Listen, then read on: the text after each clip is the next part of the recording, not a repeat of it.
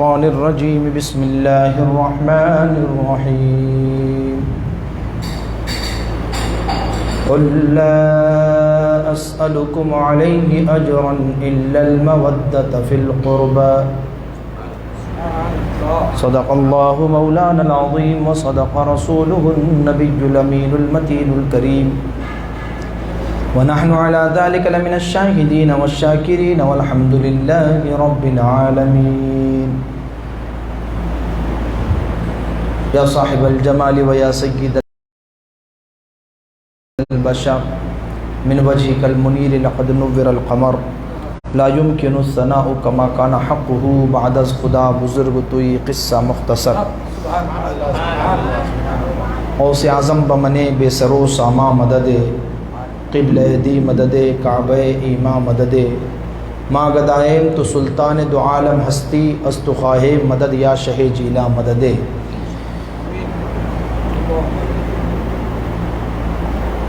بغیر دابے بلا افتادہ کشتی ضعیفانو شکستان رات و پشتی بحق خواجہ عثمان ہرونی مدد کن یا معین الدین چشتی قادریم نعرہ غوث اعظم بھی زنم دمز شاہ برکت اللہ قطب عالم بھی زنم سنیم نعرہ غوث اعظم بھی زنم دمز شیخ احمد رضا خان قطب عالم بھی زنم معزز محتشم علماء کرام حفاظ کرام سادات کرام بزرگوں دوستوں نوجوان ساتھیوں عزیز بچوں السلام علیکم ورحمۃ اللہ تعالی وبرکاتہ عقیدت و محبت کے ساتھ بارگاہ رسالت مآب میں ہدیہ درود و سلام پیش کریں اللہم صلی علی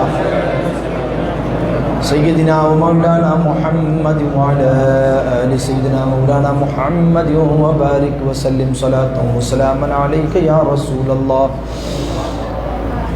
وعلی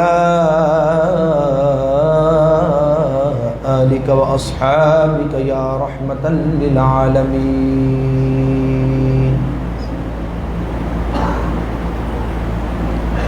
دو تین شعر برکت کے حصول کے لیے پیش کر رہا ہوں محبتوں کے ساتھ سماعت فرما لیں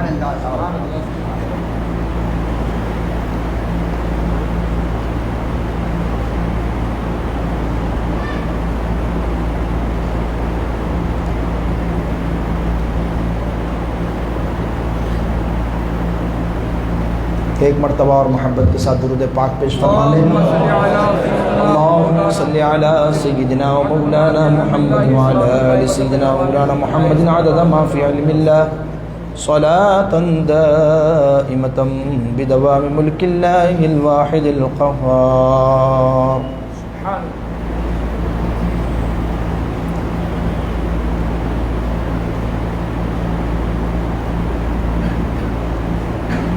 صلی اللہ علیہ یا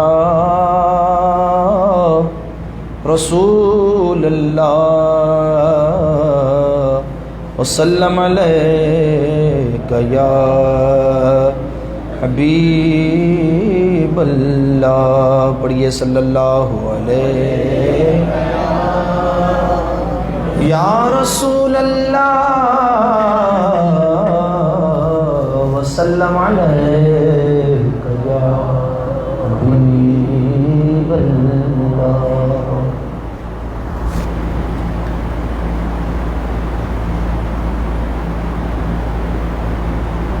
ہر نفس کا آسرا مشکل کشا شیر خدا ہر نفس کا آسرا مشکل کشا شیر خدا ہر نفس کا آسرا مشکل کشا شیر خدا رنج و غم کی ہے دوا مشکل کشا شیر خدا رنج و غم کی ہے دوا مشکل کشا شیر خدا ختن رسول ہاشمی ناز گروہ اتقیا یعنی علی المرتضی مشکل کشا شیر خدا علی المرتضی مشکل کشا شیر خدا، آپ ہی کے واسطے سورج پھرا الٹے قدم، آپ ہی کے واسطے سورج پھرا الٹے قدم، یہ محبت کی جزا شیر خدا مشکل کشا، یہ ہے محبت کی جزا شیر خدا مشکل کشا۔ ایک شعر اور ملاحظہ فرمانے، آپ ہی خیبر شکن ہیں اور آپ ہی باطل شکن، آپ ہی خیبر شکن ہیں اور آپ ہی باطل شکن، ہر سمت شہرا ہے آپ کا مشکل کشا۔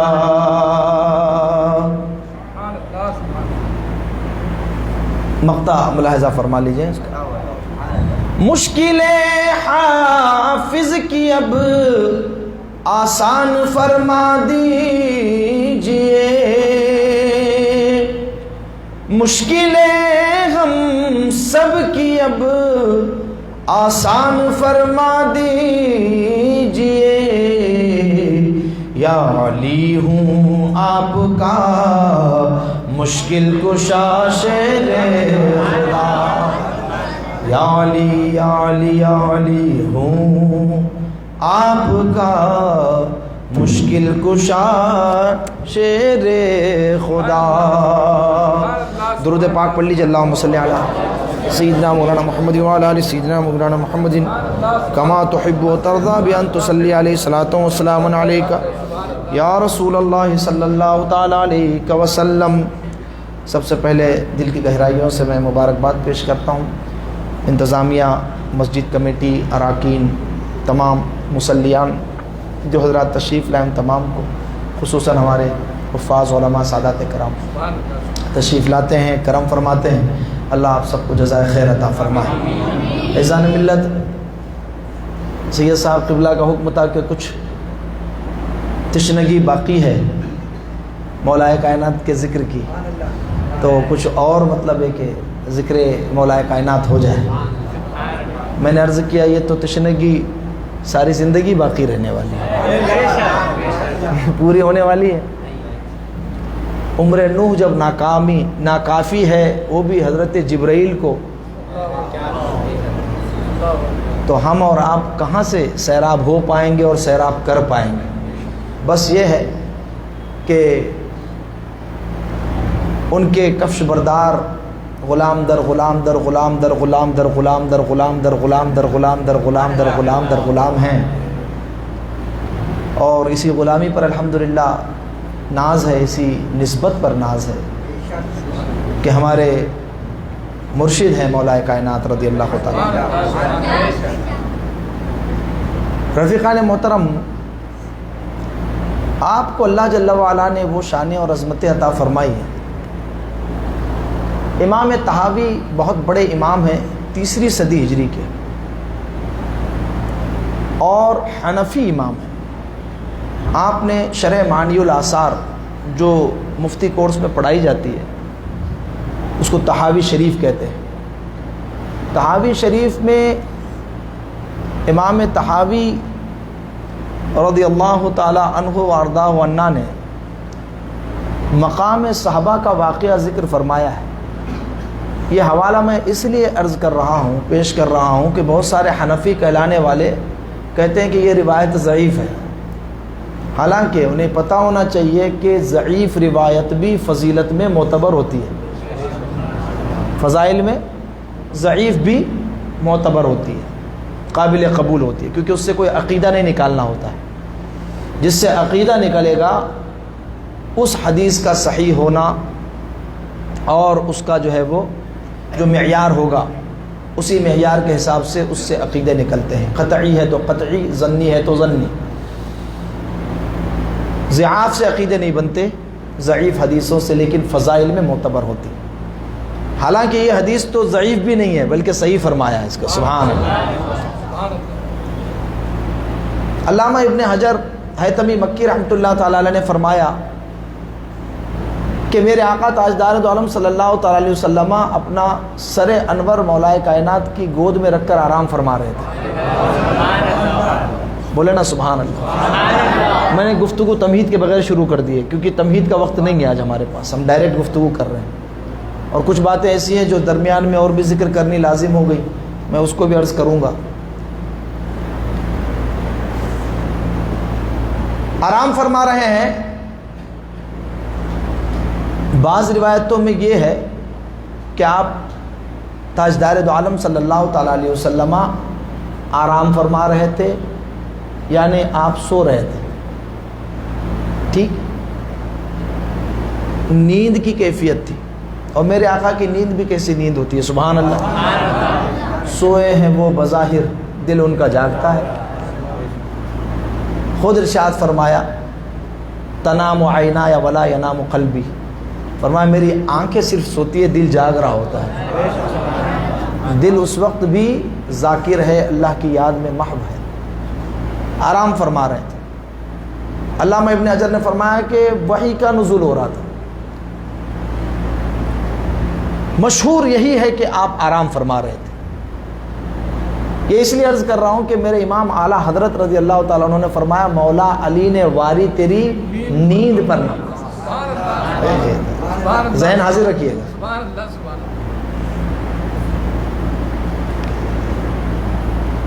نماز عصر کا وقت ختم ہوا جا رہا ہے.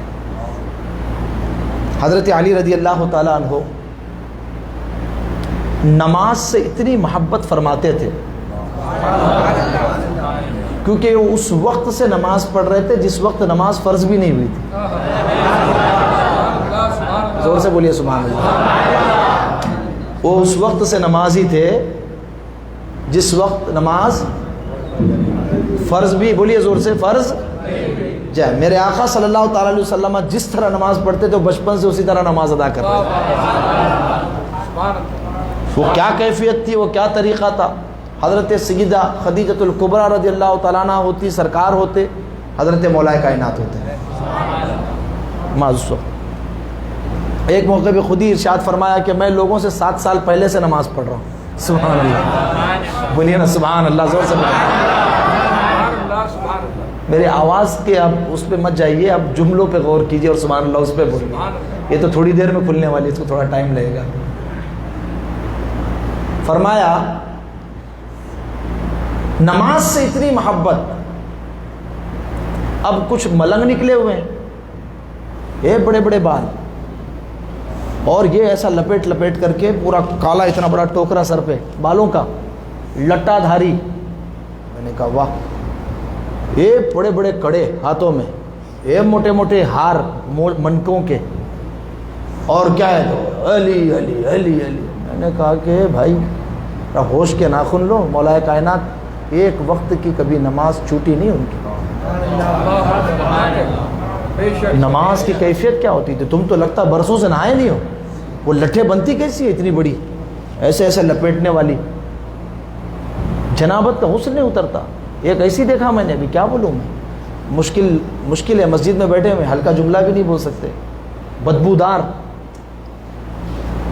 پورے پیروں کے نیچے تک اس کے بال اور لپیٹا ہوا. میں نے کہا اس کی شادی ہوئی ہوئی ہے؟ کہا ہاں بیوی بھی ہے، بچے بھی ہے.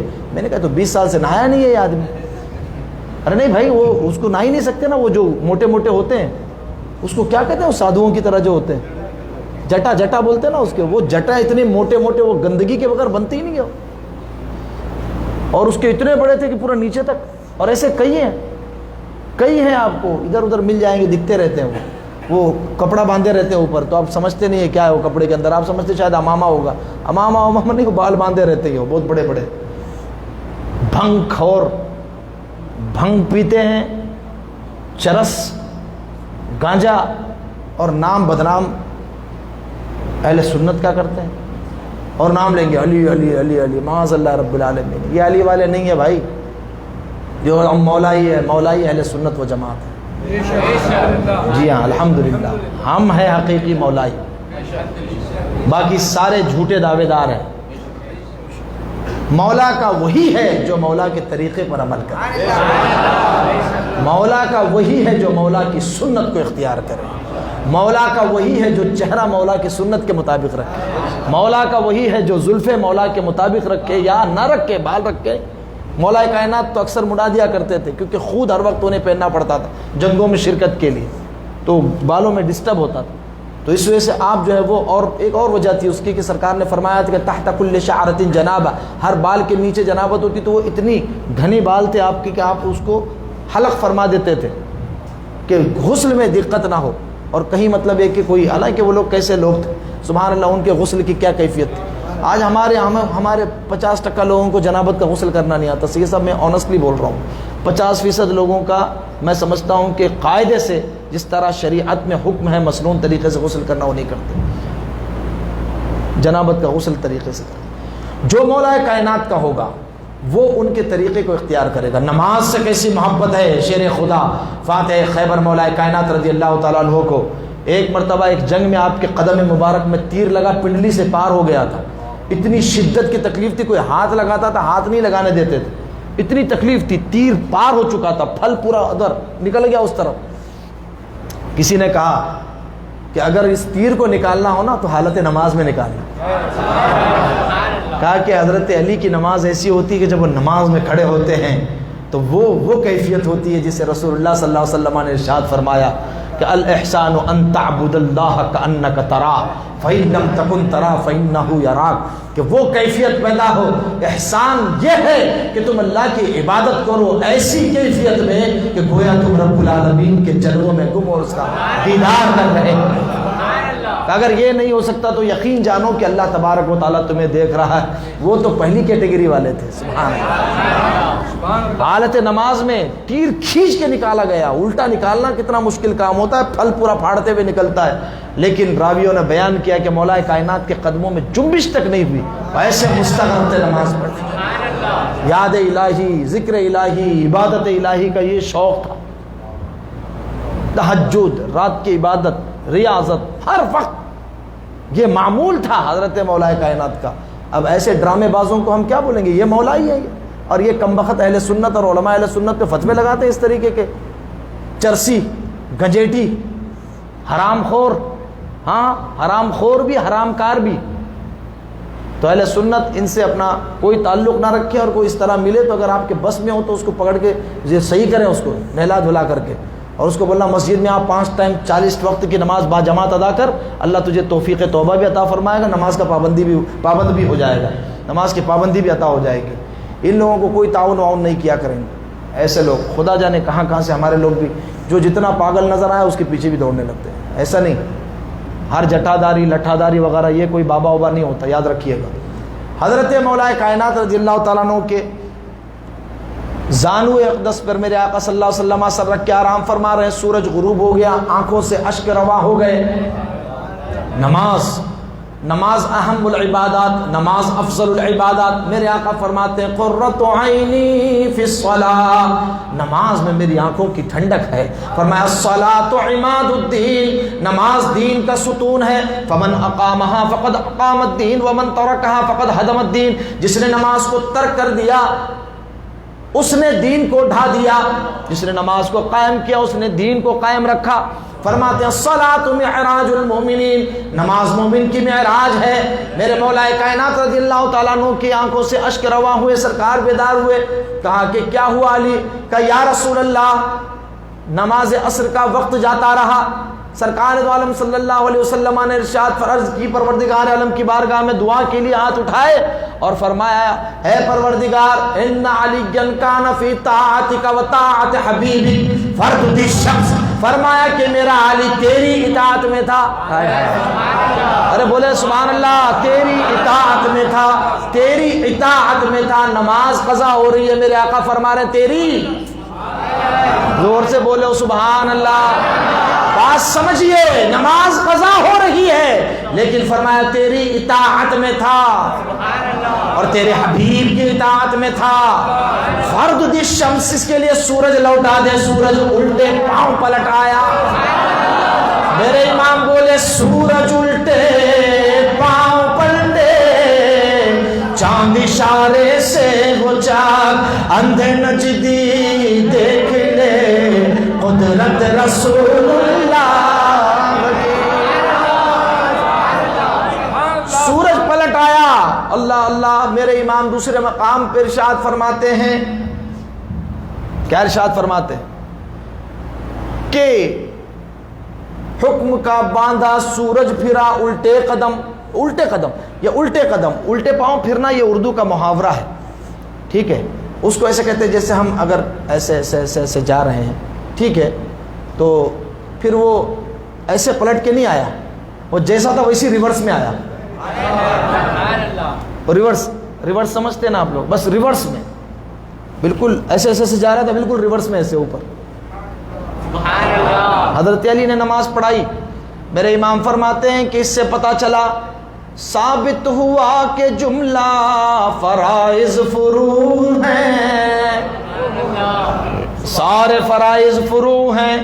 نماز بھی فرا ہے, زکوٰۃ بھی فرا ہے, حج بھی فرا ہے, روزہ بھی فرا ہے. اصل الاصول بندگی اس تاجور کی ہے. اصل الاصول بندگی, ان کی اطاعت, ان کی محبت, ان کی خدمت, یہ ہے اصل عبادت. اللہ اللہ. اور ایک پیاری روایت سبحان اللہ آج ہی پڑھا الصواعق المحرقہ کے اندر, ایک بڑے عاشق اہل بیت بزرگ گزرے ہیں, ابو المظفر نام تھا ان کا. وہ مولا کائنات کی فضیلت اور اہل بیت کی فضیلت تحریر فرما رہے تھے. عصر کی نماز ہو چکی تھی, مغرب کا وقت قریب ہوا چاہتا تھا. حوالہ میں نے پیش کر دیا الصواعق المحرقہ کے اندر, اس کو علامہ ابن حجر نے ذکر فرمایا. فرماتے ہیں کہ وقت گزرتا جا رہا تھا اور میری خواہش یہ تھی کہ میں یہ مدح اہل بیت اور منقبت اہل بیت جو تحریر کر رہا ہوں, جو میں لکھ رہا ہوں, مغرب سے پہلے کمپلیٹ کروں, مغرب سے پہلے کمپلیٹ کروں. پھر تھوڑی دیر میں نے دیکھا کہ ایک دو فضیلتیں بیان بھی کرتا جا رہا تھا, لکھتا بھی جا رہا تھا, تو سورج غروب جیسے ہو گیا. تو وہ ممبر پر چڑھ گئے. ممبر پر چڑھنے کے بعد انہوں نے کہا کہ بھائی سنو سورج صاحب, اور سورج کو خطاب کیا, بھئی ایک مرتبہ آپ اور بھی جو ہے وہ واپس آ چکے ہیں, اور آج تو آپ گئے نہیں ہیں ابھی, تو واپس آنے کا نہیں, اب رکے رہیے جہاں پر ہیں وہیں پر. سبحان اللہ. جہاں ہیں وہیں ٹھہرے رہیے, میں ذکر اہل بیت کر رہا ہوں. یہ مکمل ہوگا تو پھر اس کے بعد آپ جا سکتے ہیں, کیونکہ میں انہی کا ذکر کر رہا ہوں جن کے لیے آپ پہلے ٹھہرے ہوئے تھے. اس سے پہلے جن کے لیے آپ ٹھہرے تھے انہی کا ذکر کر رہا ہوں. بولیے نا سبحان اللہ. اور ہم بھی انہی کا ذکر کر رہے ہیں جن کے لیے جا کر بھی پلٹا اور جانے سے بھی رک گیا. سبحان اللہ. تو فرماتے ہیں کہ ایک دم بادل چھٹے اور سورج چمکنے لگا, اور اس وقت تک چمکتا رہا, اس وقت تک دمکتا رہا, اس وقت تک روشن رہا جب تک کہ ان کا جو ارادہ جتنا تھا لکھنے کا, بیان کرنے کا, وہ سب کچھ انہوں نے نہ تحریر فرما لیا. تو یہ ہے شان اہل بیت اور ذکر شان اہل بیت, شان ذکر اہل بیت, یہ ہے شان. ذرا محبت سے کہہ دیجئے سبحان اللہ. سورج پلٹ آیا مولا کائنات کے لیے, اللہ اکبر, کیا شان عطا فرمائی اللہ جل وعلا نے. ایک اور حدیث مبارکہ قرآن مجید کی ایک آیت پڑھ کے میں کچھ اور باتیں عرض کرتا ہوں, وقت بہت زیادہ ہو جائے گا. اللہ جل وعلا نے ارشاد فرمایا تعالوا ندعو ابناءنا وابناءکم ونساءنا ونساءکم وانفسنا وانفسکم. اس کو آیت مباہلہ کہتے ہیں. آپ نے آیت مباہلہ سنی؟ نجران کے نصارہ آئے حضور کی بارگاہ میں اور کہنے لگے کہ ہم حق پر ہیں, ہمارا دین صحیح ہے. سرکار دو عالم صلی اللہ علیہ وسلم نے فرمایا کہ مباہلہ کر لیں. مباہلہ ہے کہ کسی میدان میں جمع ہو کر کے دونوں فریق یہ دعا کریں کہ جو باطل پر ہو وہ برباد ہو جائے، تباہ ہو جائے، اور جو حق پر ہو وہ ثابت اور قائم رہے. اس کو مباہلہ کہتے ہیں. اس کے حوالے سے میں ایک چیز عرض کر دوں، آج کل جو ہے یہ ہر آدمی کو اس کا چیلنج کرنے کی اجازت بھی نہیں ہے. اس کو خاص ذہن میں رکھیے گا اس کو. ٹھیک ہے، ٹھیک ہے. ہم کیسے، ہمارے اعمال کیسے، ہمیں پتہ ہے. ویسی کوئی اگر نوبت آ جاتی ہے تو ایک الگ بات ہے. جو اللہ والے ہیں، بزرگان دین ہیں، تقویٰ و طہارت والے ہیں، پرہیزگار لوگ ہیں، جن کو اللہ پر کامل بھروسہ ہے، بزرگان دین سے ان کی نسبت مضبوط ہے، وہ کر لیں تو کر لیں. آج کل تو ہر جمعہ صبراتی کھڑا ہو جاتا ہے کہ میں مباہلہ کروں گا، میں مباہلہ کروں گا. ارے بھائی، یہ منہ اور مسور کی دال، بڑی بڑی باتیں نہیں کرنا چاہیے. مباہلہ وغیرہ ہر آدمی کے بس کا نہیں. میں کسی پہ طنز نہیں کر رہا ہوں، میں ایک جنرل بات بیان کر رہا ہوں. ہر آدمی کا کام نہیں ہے. بہت تقویٰ والے پرہیزگار لوگ، وہ بزرگان دین نے منع فرمایا کہ ہر آدمی اس کا دعویٰ نہ کرے. ہم حق پر ہیں، اہل سنت و جماعت بے شک حق پر ہے، لیکن ہمارا ہر آدمی کا دعویٰ کرنا درست نہیں. ایسی اگر کوئی نوبت آئی تو ہمارے مشائخ ہیں، ہمارے سادات ہیں، ہمارے بزرگان دین ہیں، وہ ہیں ابھی الحمدللہ. انہی کے دم قدم سے تو یہ ساری رونقیں ہیں. اللہ والے الحمدللہ موجود ہے. اللہ والوں سے دنیا خالی نہیں ہے اور نہیں ہوگی. انہی کی وجہ سے تو بارش برستی ہے، انہی کی وجہ سے تو رزق دیا جاتا ہے. ورنہ ہمارے اعمال تو اس لائق نہیں کہ بارش برسے اور ہم کو دانا اور کھانا پانی ملے. اللہ اکبر. جب یہ مباہلہ کی بات آئی تو وہ عبد مسیح جو ہے وہ اپنے گرو گھنٹالوں کو، چیلوں کو لے کر کے ادھر سے وہ آیا. میرے آقا صلی اللہ تعالیٰ علیہ وسلم نے حضرت مولا کائنات کو ساتھ میں لیا، سیدہ کائنات کو ساتھ میں لیا. ایک انگلی امام حسن کو پکڑائی، دوسری انگلی امام حسین کو پکڑائی، اور اس کے بعد میں یہ نورانی قافلہ جو ہے وہ میدان کی طرف بڑھا. آیت مباہلہ جب اتری تھی، اللہ اکبر، میرے آقا صلی اللہ تعالیٰ علیہ وسلم روایتوں میں آیا کہ سب بیان کرتے سمجھاتے ہوئے جا رہے تھے امام حسن امام حسین کو کہ میں دعا کروں گا اور تم نے آمین بولنا ہے.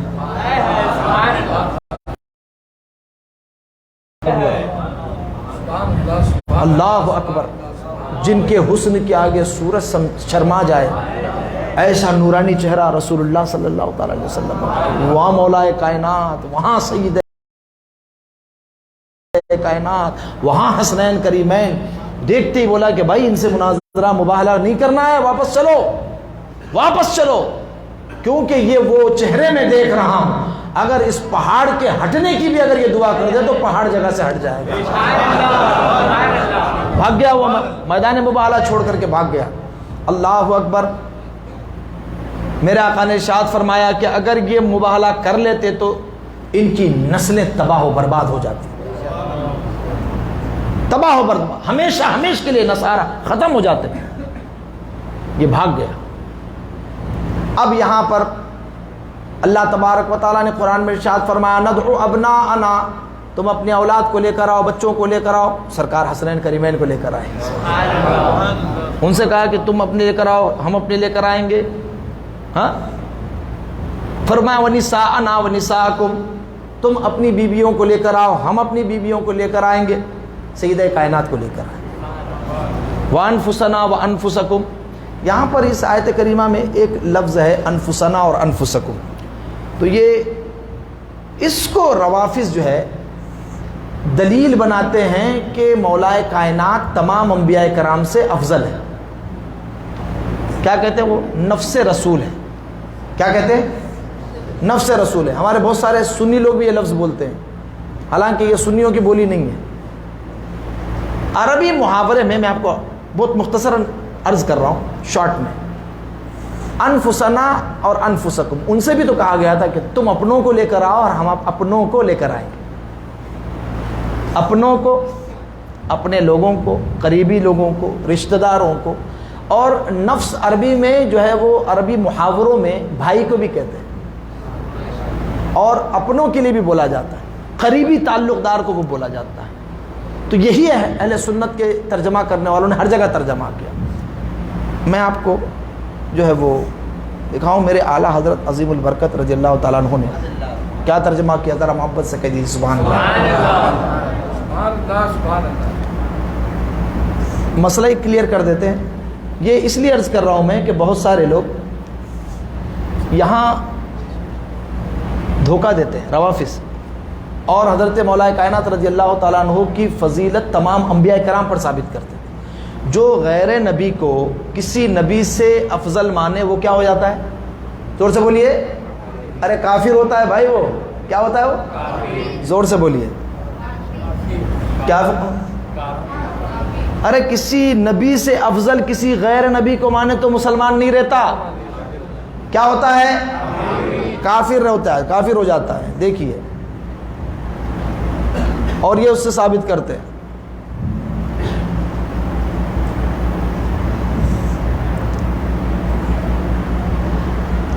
اپنی جانیں اور ہم اپنی جانیں لے کر آئیں. ٹھیک ہے، یہ انفس کا ترجمہ ہو گیا. مراد اس کی کیا ہے؟ مراد اس سے وہ نہیں جو روافض بیان کرتے ہیں. حضور اپنے سب سے چہیتے برادر کو لے کر کے آئے. سبحان اللہ. اپنا، یہ مراد ہے. بات سمجھ میں آئی؟ تم اپنوں کو لے کر آؤ، ہم اپنوں کو لے کر آتے. کہتے ہیں نا بھائی کہیں مقابلہ ہوتا ہے، تم بھی اپنے لے آنا، ہم بھی اپنے لے آئیں گے. اب یہاں سے رافضی نے، ایک نے تو بدتمیز نے اتنی بڑی بدتمیزی کی، اس نے کہا کہ وہ نفس رسول ہیں، جان ہے اور عام چیزوں سے جان بڑھ کر ہوتی ہے، تو وہ حضور سے بھی افضل ہو گئے. معاذ اللہ. ان کی ایسی اوندھی لاجک چلو گے تو پھر ایسے اوندھو گرو گے. جب آؤندہ چلو گے تو پھر اوندھے گرو گے. لہذا وہاں نفس کا معنی وہ جان، نفس رسول، یہ مراد نہیں ہے. ہمارے کچھ سنی خطبہ بھی یہاں پر جو ہے وہ ٹھوکر کھا گئے، آگے بڑھ گئے. وہاں نہیں. مراد اس سے جس سے آپ کا بہت گہرا اور قریبی تعلق ہے. چچا زاد بھائی بھی اس سے مراد لیا. یہ میں تفسیروں کی روشنی میں عرض کر رہا ہوں. عرب کے محاورے میں، قرآن مجید عربی میں نازل ہوا ہے. ٹھیک ہے، جو آپ کا جان سے پیارا ہو، یہ ترجمہ کر سکتے ہیں. اپنے جان سے پیاروں کو لے آؤ، اپنے جان سے پیاروں کو لے آؤ. اب جان بول دیا تو کہا کہ تمہاری جان سے تم سے زیادہ مرتبے والی ہے، تو لو جی صاحب، وہ حضور کی جان ہے تو حضور سے بھی افضل ہوگا. ایمان چلا گیا. یاد رکھیے، یہ ایک بڑی شان ہے، بڑی عظمت ہے. یہ بات سمجھ میں آ رہی ہے آپ؟ یہ میں اس لیے عرض کر رہا ہوں کہ یہ سب جو ہے وہ ڈکیتی کے طریقے ہیں، واردات کے، اور وہاں سے ہم آپ کو بچانا چاہ رہے ہیں. بتا رہے ہیں کہ سنیے اس کو. ہر جگہ مطلب یہ کہ وہ دھواں دھار اور شعلہ بیان اور تقریریں وہ سنتے رہتے ہیں آپ لوگ. یہ مسئلے سنیے. ایمان و عقیدے کی حفاظت کے لیے یہ زیادہ ضروری ہے. اللہ اکبر. ذرا محبت سے ایک مرتبہ کہہ دیجیے سبحان اللہ. حضرت شیر خدا رضی اللہ تعالیٰ عنہ، علم بے مثال، تقوی بے مثال، شجاعت بے مثال. کل سب کی ہم نے تھوڑی تھوڑی جو ہے نا آپ کو جھلک دکھائی ہے. آج ایک آخر میں علم کا ایک اور واقعہ، اور اس کے بعد ہم گفتگو جو ہے وہ فضائل اہل بیت کی طرف موڑتے ہیں. یہ بھی اہل بیت میں شامل ہے، یہ بھی ذکر اہل بیت ہی چل رہا ہے، لیکن خصوصاً جو یہ مولا کائنات کا ہے. ذرا محبت سے ایک مرتبہ کہیے سبحان اللہ. ایک مرتبہ 3 لوگ آئے سرکار مولا کائنات رضی اللہ تعالیٰ عنہ کی بارگاہ میں، اور آ کر کے عرض کیا کہ حضور ہمارے پاس 17 اونٹ ہے، 17 اونٹ ہیں، اور 17 اونٹوں کو آپ کو تقسیم کرنا ہے. ایک کو آدھا دینا ہے، دوسرے کو 1/3 دینا ہے، اور تیسرے کو جو ہے وہ 9واں حصہ دینا ہے. 9واں حصہ. اور کاٹنا ہے، ایک بھی اونٹ نہیں ہے، آپ ایک بھی ذبح نہیں کرنا ہے، ایک بھی جو ہے وہ مرنا نہیں چاہیے. اس میں 17 کے 17 ایسی ہونی چاہیے. تو اب آپ غور کریں، 17 اونٹ ہے، آدھے دیں گے تو ایک کو آئے گا 8.5، تو ایک کٹے گا پہلے. اس کے بعد میں دوسرے کو آئے گا 5، 2/3، 2/3. 5 اونٹ اور 2/3، تو 2/3 تو یہ تو ادھر پوری نہیں ہوگی، تو 1/3 کے لیے وہ ایک اور کاٹنا پڑے گا. دوسرے والے کو 9واں حصہ ہے تو اس کو 2 سے تھوڑا سا کم آئے گا، 2 پورے نہیں آئیں گے. 18 ہوتے تو 2 پورے آتے، تو اس کو 2 سے تھوڑا کم ہے تو ایک اور کاٹنا پڑے گا. اور کہا کہ ہماری شرط یہ ہے کہ اونٹ کوئی کٹنا نہیں چاہیے. تو اب حاضرین مجلس تو حیران، جیسے آپ حیران ہیں. ابھی سب اپنا اپنا گنت لگا رہے دماغ میں کہ کیسے تقسیم کریں گے. لگا رہے. مولا کائنات رضی اللہ تعالیٰ عنہ نے اپنے خادم کو بھیجا، کہا کہ جا بیت المال کا جو ہے وہ 1 اونٹ لیا. وہاں سے بیت المال کا 1 اونٹ لیا. بیت المال کا ایک اونٹ لا کے لائن سے کھڑا کر دیا. اب 17 کے بجائے کتنے ہو گئے؟ 18 ہو گئے. تو 9 والا جو تھا، جو ہے نا، جس کو آدھا ملنا تھا، نصف، کہا کہ 18 کا آدھا 9، تو 9 نکال لے اپنے. بولیے سبحان اللہ. 9 نکالا. جی جی جی. اور ایک کو 1/4، تہائی، تہائی، 1/3، تو اس کو کہہ رہا ہے کہ کتنے؟ 18 کی 1/3 6 ہے. 6 تھی 18 نا، 1/3 تو اس کو 6 دے دی. اس کو 6 دے دی. وہ خوش ہو گیا، ارے یار 6 مل گئے. اور اس کے بعد جو ہے بچے کتنے؟ 3 بچے نا. جس کو 1/9واں حصہ ملنا تھا اس کو 2 دیا آپ نے. کتنے دیے؟ 9واں حصہ جس کو ملنا تھا اس کو 2 دیے. اس کو 2 دیے، وہ خوش ہو گیا. 1 بچا کا واپس بیت المال میں لے جا کے رکھ دو.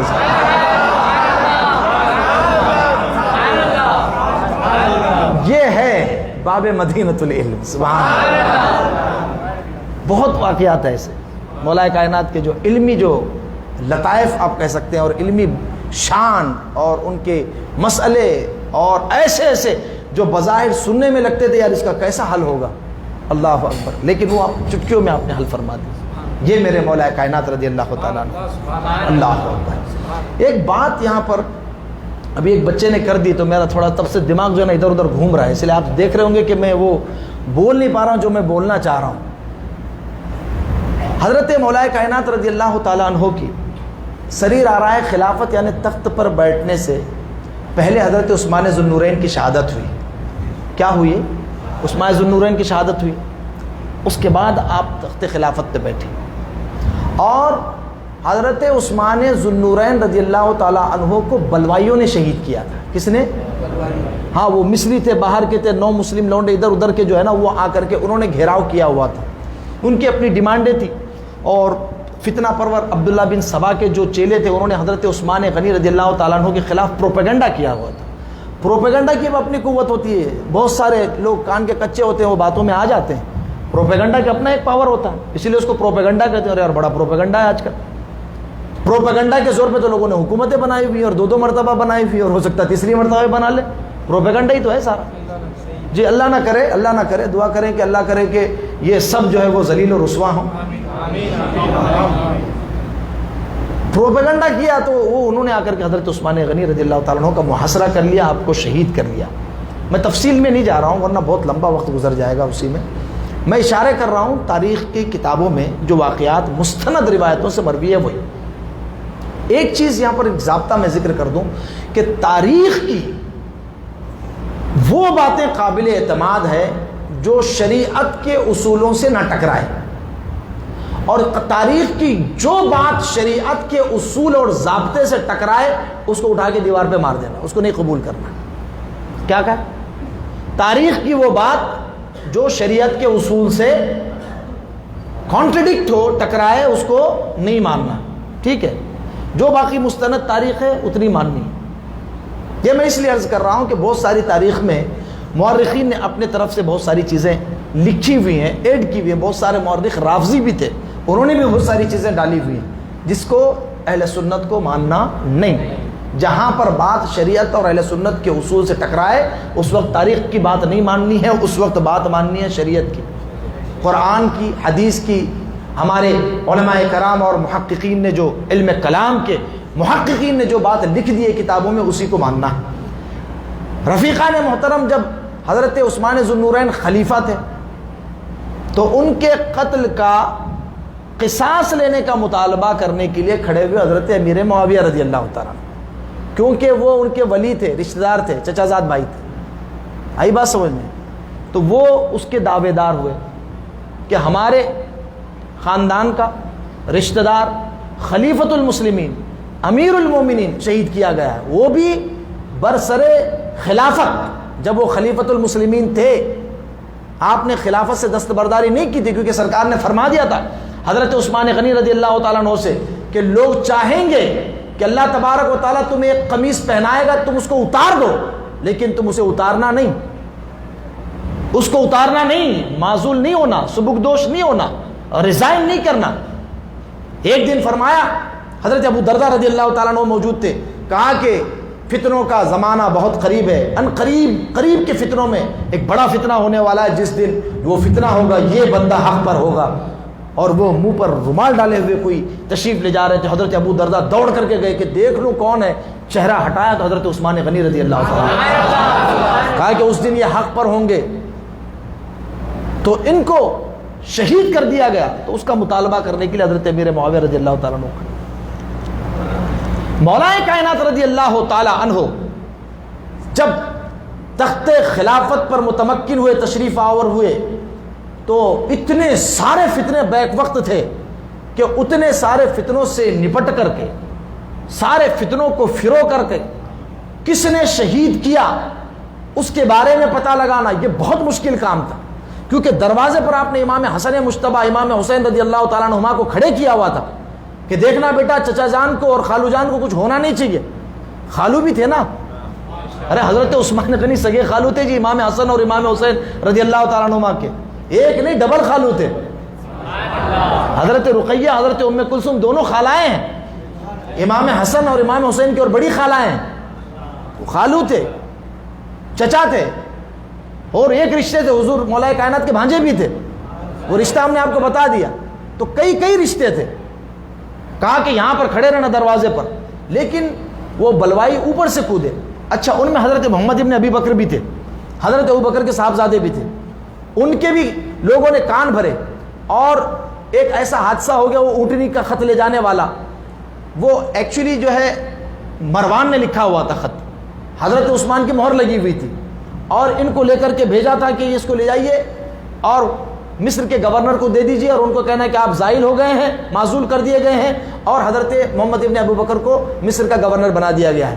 اس نام سے لیٹر دیا گیا. حالانکہ اس لیٹر میں یہ لکھا تھا مروان نے کہ یہ آئیں گے تو ان کو شہید کر دینا، حضرت محمد ابن ابی بکر کو. تو ان کے ذہن میں یہ بات بیٹھ گئی تھی یہ تو میرے قتل کروانے کے پیچھے پڑے ہوئے تھے. حالانکہ ان کے حضرت عثمان غنی کا دامن اس سے پاک تھا.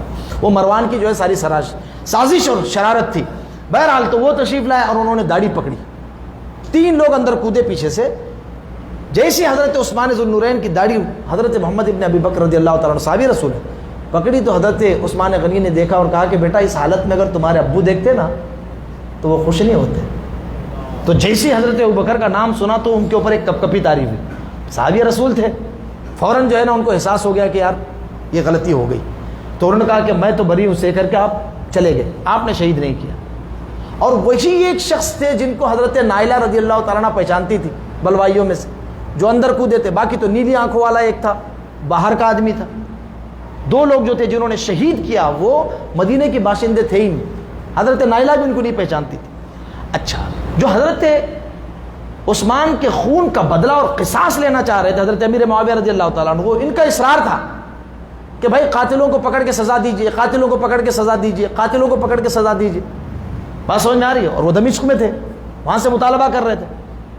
ابھی تک کچھ نہیں ہوا. ابھی تک جتنا عرصہ گزرتا جا رہا تھا ٹائم، حضرت مولا کائنات رضی اللہ تعالیٰ عنہ نے باضابطہ ان تمام لوگوں کو کہا کہ آپ اطمینان رکھیے، جب یہ آہستہ آہستہ فتنے، یہ بلوائی سب شہر سے چلے جائیں گے، خارجیوں کا یہ جو کیا کہتے ہیں اس کو بلوائیوں کا جو معاملہ ہے ان کا مسئلہ الگ ہو جائے گا. تو پھر ایک کے بعد دیگر جو ہے وہ لوگوں کو مطمئن کرنے کے بعد ہم ان کی بھی تحقیق کریں گے، اور جو بھی قاتل ہوگا اس کو قرار واقعی سزا دینے کی کوشش کریں گے، اور یہی ہماری ذمہ داری ہے. اب ظاہر سی بات ہے مولا کائنات رضی اللہ تعالیٰ عنہ کو تو کوئی شریعت کا مسئلہ بتا نہیں سکتا تھا، ان کو تو سارے مسئلے پتہ تھے. ہاں وہ تو باب مدینۃ العلم تھے، ان کو کوئی مسئلہ تو نہیں بتانا تھا نا کہ قتل ہوا ہے. تو لیکن جب بلوے کا کیس ہوتا ہے نا تو آج کی بھی حکومت کسی ایک کو نہیں پکڑ سکتی. آپ سمجھ رہے ہیں؟ جب بلوا ہو، 500 1000 2000 لوگ پورے مدینے کو کیپچر کر چکے تھے، صحابہ کرام مسجد میں جا کے نماز نہیں ادا کر پا رہے، سب اپنے اپنے گھروں میں چلے گئے تھے، تو اس وقت کسی ایک بندے کو کیسے پکڑ کے سزا دی جا سکتی تھی؟ تو مولا کائنات رضی اللہ تعالیٰ عنہ یہ سارے مسائل ہونے کی وجہ سے آپ نے فرمایا کہ تھوڑا رکیے، ادھر سے مطالبہ بڑھ رہا تھا. آپ بات سمجھ میں آ رہی ہے؟ یہ کوئی چپقلش خاندانی نہیں تھی، یہ کوئی بنو ہاشم اور بنو امیہ کی لڑائی نہیں تھی. لوگ اس کو وہ رنگ دینے کی کوشش کرتے ہیں. ایک مطالبہ تھا، وہ بھی اپنی جگہ جائز تھا، اور مولا کائنات کی پوزیشن بالکل کلیئر تھی کہ وہ کچھ اس وقت کر نہیں سکتے تھے. مجرم کون ہے پتہ نہیں تھا، قاتل کون ہے پتہ نہیں تھا. بات سمجھ میں آ رہی ہے؟ ایسے سچویشن میں غلط فہمیاں پیدا ہو جانا ایک فطری امر ہے. تاخیر ہو رہی تھی، تو جب ادھر سے وہ چلے اب جو مقدر تھا وہ ہونا تھا، اور جنگ جو ہے وہ صفین ہوئی۔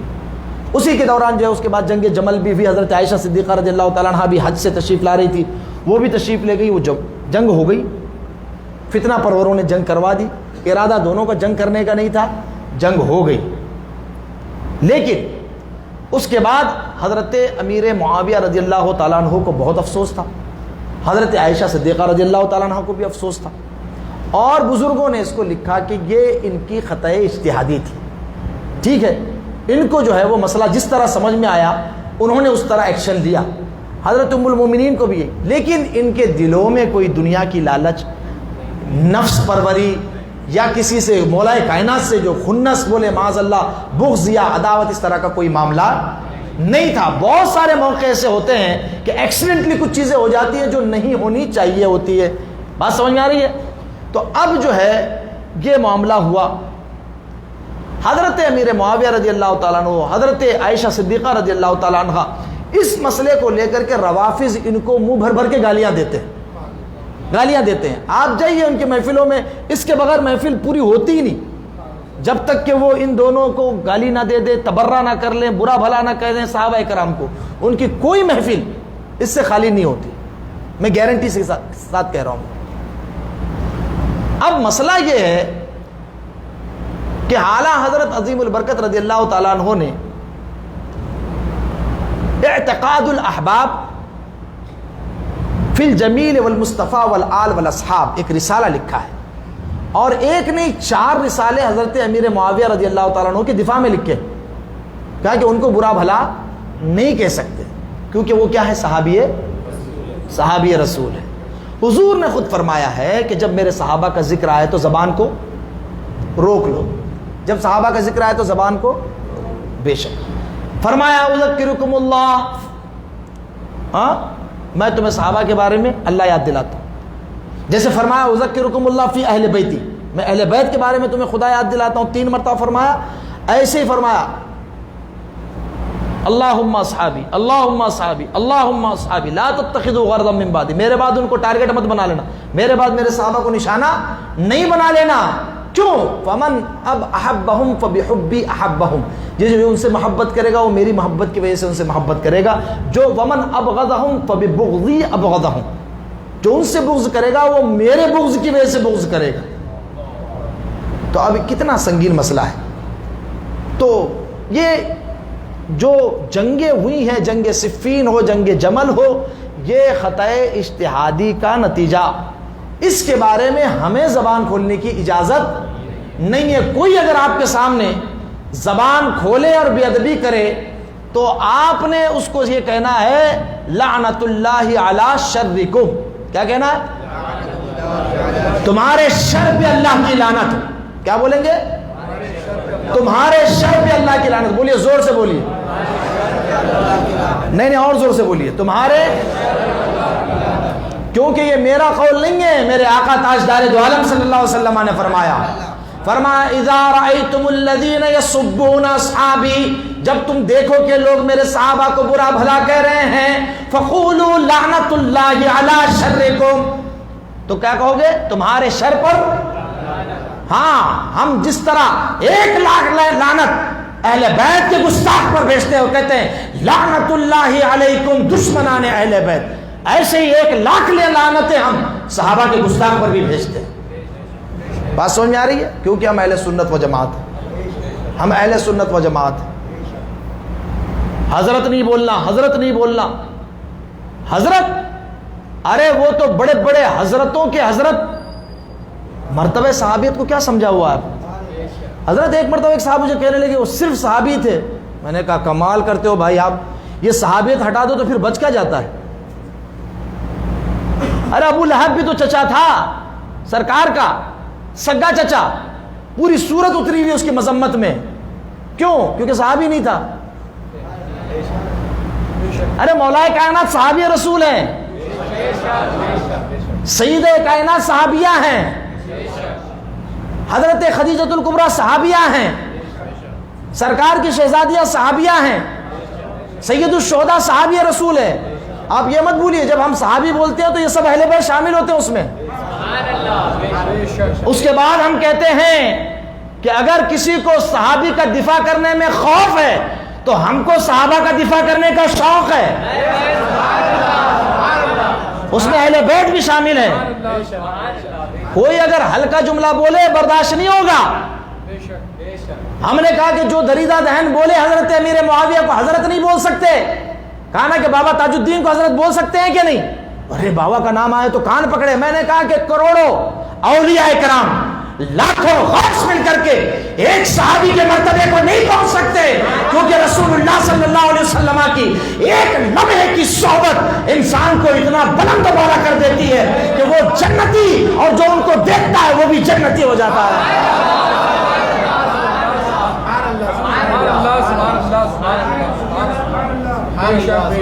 لاکھوں اولیاء وہ مرتبے کو نہیں پہنچ سکتے جو ایک صحابی رسول کا مرتبہ ہے۔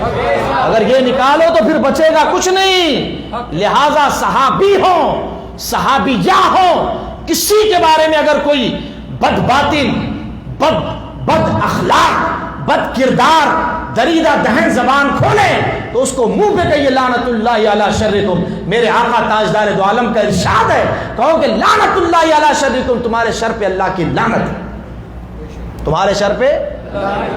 زور سے بولیے، نہیں آواز نہیں آ رہی بھائی، مجھے ٹھنڈک نہیں پہنچ رہی، آگ لگی ہوئی دل میں۔ زور سے بولیے لعنت اللہ علی شرکم۔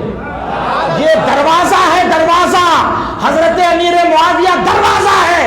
اگر یہاں رک گئے تو سنی رہو گے، یہاں سے آگے بڑھے تو رافضیت کا دروازہ کھلتا ہے، اس کے آگے سے رافضیت کا دروازہ کھلتا ہے۔ ان کو بولنا شروع کر دیا نا، چلا اس راستے پر، پھر بڑھتا جائے گا، بڑھتا جائے گا۔ ایک درجہ میں نے کل بیان کیا تھا، 3 درجے بتایا تھا میں نے، بات یاد آ گئی تو سن لیجیے، رہ جائے گی۔ پہلا درجہ یہ حضرت امیر معاویہ رضی اللہ تعالیٰ عنہ اور دیگر صحابہ اور صحابیات کی بیادبی، یہاں سے شروع ہوتا ہے معاملہ۔ اس کے بعد میں ایک مرتبہ آتا ہے، ایک درجہ آتا ہے ان کا تفضیل، تفضیلی بھی سنی نہیں، اہل سنت سے خارج، بدعتی، جہنم کے کندے لکھے ہیں ہمارے بزرگوں نے۔ جو تفضیل کا قائل ہو اس کو بھی اہل البدع کلاب النار، بدعتی جہنم کا کندہ ہے۔ بات سمجھ میں آ رہی ہے؟